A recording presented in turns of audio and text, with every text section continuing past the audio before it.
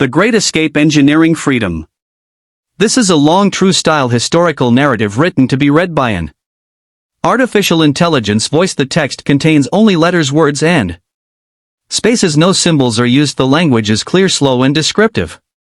The story is designed to last a very long reading time. Imagine a prison standing in the heart of a capital city. High walls, old concrete, heavy iron doors, a place designed to erase hope. Inside this prison, men waited for death, not criminals, not thieves, but thinkers, students, workers, writers, teachers, engineers. They were enemies of a regime, enemies of fear, enemies of silence. This story begins long before the prison, long before the tunnel, long before the escape. It begins with a country called Chile. Chile is a long, narrow land between mountains and ocean, a land rich in minerals, a land of workers and farmers. In the year 1970, the people of Chile made history. They voted freely. They chose a socialist president. His name was Salvador Allende. Allende believed that wealth should belong to the people. He believed that copper mines should serve schools and hospitals, not foreign companies. He believed that workers deserved dignity, that farmers deserved land, that children deserved healthcare. For the first time, hope felt real. The government nationalized copper, redistributed land, raised wages, expanded education, improved public hospitals. Life improved for millions. But power does not like sharing. Foreign interests felt threatened. Cold War politics moved silently. The United States saw danger, a socialist success in South America. Pressure began quietly: economic pressure, political pressure, financial pressure. Money disappeared, inflation rose, goods vanished from markets. Opposition was funded, media chaos increased, protests were encouraged. Chile slowly destabilized. Then came the day that changed everything.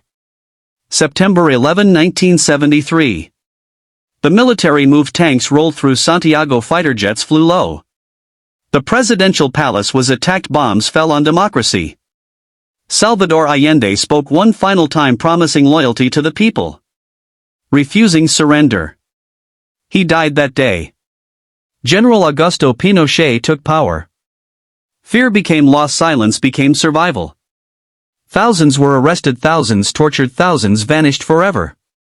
Prisons expanded, stadiums became detention centers, cells overflowed. Years passed, resistance never died. By 1987, Chile was boiling again. Students marched.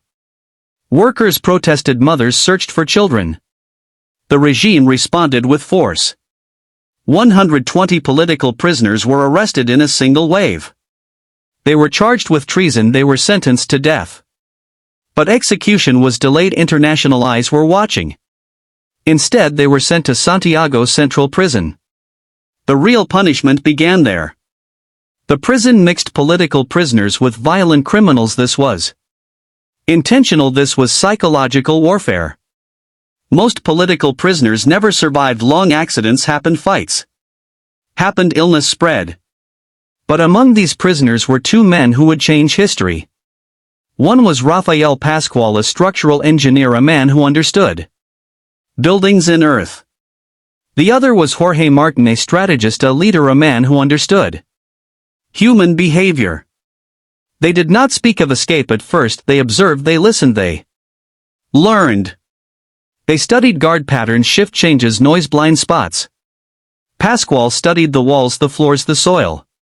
He discovered something critical: the prison stood on limestone, soft enough to dig, strong enough to support. Behind the cells ran a maintenance corridor, unused, ignored. But there was a problem: they were housed on upper floors. Digging down was impossible. Martin proposed a different approach: not violence, not riots. Pressure. They organized hunger strikes, legal appeals, messages to families, messages to journalists. Their demand was simple: separate political prisoners, move them to a ground-level wing. After months of pressure, the regime agreed. They wanted silence, they wanted calm. The prisoners were moved. That moment changed everything. Now the tunnel could begin. Pascual designed the tunnel like a building. He calculated load, pressure, collapse risk. The tunnel would be 73 meters long. It would pass under foundations. It would emerge near an abandoned train line. Outside the prison, supporters rented safe houses, studied city maps, prepared vehicles, prepared documents. Inside the prison, 50 men were selected, only the most disciplined, only the most trusted. Each man had a role: diggers, carriers, watchers, builders. No one knew the full plan, only Pasquale and Martin. Tools were smuggled in pieces, hidden in food, hidden in clothing, hidden in musical instruments. One prisoner played guitar. Music became cover whenever guards approached. The guitar played louder. Soil was removed, slowly packed into small bags, hidden in ceilings, hidden in walls, scattered in courtyards. Every gram mattered. Months passed. The tunnel grew. Wood supports were installed, electric wires added, small lamps lit the darkness. Ventilation pipes were built from scrap. Air flowed, breathing was possible. Drainage channels were carved, water was guided away. The tunnel became a living structure. They used secret words to communicate safely. Air meant danger, food meant soil, light meant safety. 18 months passed. The tunnel reached reinforced concrete, the foundation of the train station. Impossible to break from inside. The outside team took over, using precise measurements, using marks made underground. After days of work, the wall opened. Freedom was meters away. The escape was scheduled. Then nature intervened. A massive earthquake struck Chile. Buildings fell, the ground shook violently. The prison survived, the tunnel survived. Pasquale refused. Delay meant discovery. That night the escape began. During guard shift change, one by one men entered the tunnel. They crawled in silence, through darkness, through fear. Outside a bus waited.